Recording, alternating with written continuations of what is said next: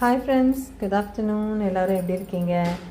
இப்போ ரொம்ப அடிக்கடி வீடியோ கண்டினியூஸாக போட முடியல. இனிமேல் இன்னிலேருந்து போடுவேன்னு நினைக்கிறேன். கொஞ்சம் வீட்டில் கெஸ்ட்டு, கொஞ்சம் வேலைகள், குழந்தைக்கு எக்ஸாம் டைம் எல்லாம் சேர்ந்துடுதுங்க. ரொம்ப உடம்பு மனசும் ரொம்ப டயர்டாக போயிடுச்சு. வேலையில் ஃபோக்கஸ் பண்ண முடியல. பட் இனிமேல் அதில் ஒரு பிரச்சனையும் இருக்காதுன்னு நினைக்கிறேன். கரெக்டாக வீடியோ போட்டுருவேன். இன்றைக்கி சுடு சுடு சாதம் மத்தியானம், அதுக்கப்புறமா தக்காளி ரசங்க. ஜஸ்ட்டு ரசம் தான் பண்ணியிருக்கேன். ஆனால் இந்த கண்டந்திப்பிலி, அரிசி திப்பிலி அதெல்லாம் போட்டு பண்ணியிருக்கேன்.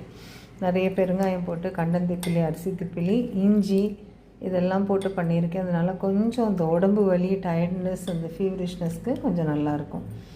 மிளகு ஜீரகம் பொடிச்சு போட்டு நல்ல மிளகு தூக்கலாக பண்ணியிருக்காங்க. ஸோ கண்டிப்பாக நம்ம உடம்பு வலி, மேல்கை கால் உளைச்சல் அதுக்கெலாம் நல்லாயிருக்கும் காய்ச்சல் டயத்தில். இதுக்கு தொட்டுக்கிறதுக்கு ஈஸியாக ஏதாவது பண்ணணும்னு தோணுச்சு. இன்றைக்கி ரொம்ப ஸ்ட்ரெயின் பண்ணாமல். அதனால் 2 வாழைக்காய் இருந்ததுங்க, நாட்டு வாழைக்காய். எங்கள் ஊர் திருநெல்வேலி சைடில் உள்ள வாழைக்காய். அது என்னென்னா ஈஸியாக குக் ஆகிடும், ஈஸியாக டைஜஸ்ட்டும் ஆகிடும். ரொம்ப சாஃப்டாக இருக்கும், வெள்ளை வெள்ளையேன்னு இருக்குங்க. பஞ்சு மாதிரி உள்ளுக்குள்ளே நம்ம கொஞ்சம் எல்லோ கலராக இருக்கும் இல்லையா சில வாழைக்காய். அந்த ஏத்தங்காயோட வாழைக்காலெல்லாம் பண்ணிங்கன்னா கொஞ்சம் எல்லோயிஷாக வரும். இது பார்த்திங்கன்னா அப்படியே பிரைட் ஒயிட்டாக இருக்கும். அண்டு ரொம்ப ஈஸி டு டைஜஸ்ட்டுங்க.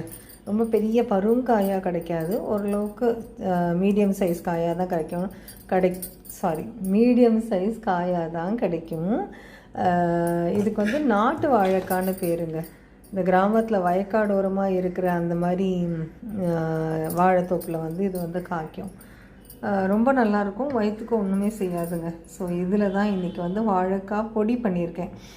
இதில் இஞ்சி, பச்சை மிளகா, கருவேப்பிலை, கொத்தமல்லி போட்டு தேங்காய் எண்ணெயில் கடுகு, உளுத்தம்பருப்பு, ஜீரகம் தாளித்து கொட்டி பெருங்காயம் நிறைய போட்டு வாழைக்காயை 4ஆக கட் பண்ணி அதை வெந்துட்டு தோலை உரித்து அதை துருவியில் கேரட் துருவிட்டு அதில் போட்டு உப்பு போட்டு நல்லா மிக்ஸ் பண்ணிவிட்டு தேங்காய் பூ துருவி போட்டிருக்கேங்க.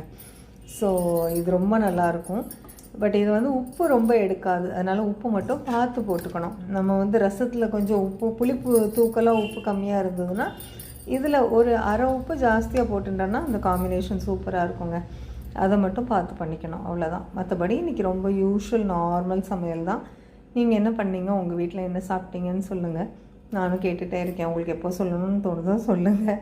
உங்களுக்கு பிடிச்சிருந்ததுன்னா ஒரு லைக் போட்டு விடுங்க ப்ளீஸ். அண்ட் சப்ஸ்கிரைப் பண்ணிக்கோங்க நம்ம சேனலுக்கு. இனிமேல் ரெகுலராக கொஞ்சம் கண்டென்ட் போடுறதுக்கு நான் கண்டிப்பாக முயற்சி பண்ணுறேன். தேங்க்யூங்க.